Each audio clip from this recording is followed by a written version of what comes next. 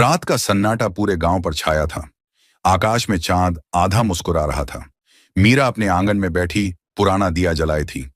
वह दिया उसके पिता का था, जो हर वर्ष इसी दिन जलाया करती थी। कहते हैं इस रात उनकी आत्मा लौटती है आशीर्वाद देने। अचानक हवा चली। दिया कांपा, फिर भी बुझा नहीं। मीरा मुस्कुराई। आप आ गए पिताजी।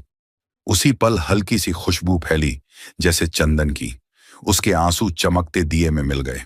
सुबह तक दिया जलता रहा और मीरा के मन का अंधेरा भी जैसे उसी लौ के साथ मिट गया। अगली रात मीरा फिर वहीं दिया लेकर आंगन में बैठी। पिछली रात की चंदन सी खुशबू अब भी हवाओं में थी। उसने देखा दिए की लौ में एक हल्की परछाई झिलमिला रही थी, जैसे उसके पिता मुस्कुरा रहे हों। अचानक दिए के पास एक पुराना पत्र उड़कर गिरा। कांपते हाथों से उसने खोला। लिखा था, मीरा, अब तेरा डर खत्म हो गया है। इस दिए की लौ तुझे सदा मार्ग दिखाएगी। आंसू फिर बह निकले, पर इस बार वो भारी नहीं थे। उसने आसमान की ओर देखा। चांद पूरा खिल चुका था और मीरा के भीतर एक नई रोशनी जन्म ले चुकी थी।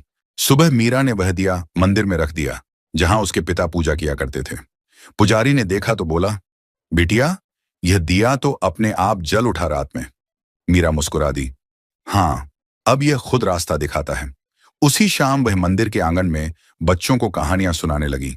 हवा में फिर वही चंदन की खुशबू फैली, पर इस बार उसके साथ ठंडक भी थी। अचानक दिए की लौ नीली हो गई और मंदिर की घंटियां अपने आप बज उठीं। बच्चों ने डरकर पीछे देखा। मीरा की परछाई वहां नहीं थी, बस दिया जल रहा था और हवा में किसी की धीमी फुसफुसाहट गूंज रही थी। अब मेरी बारी है लौटने की।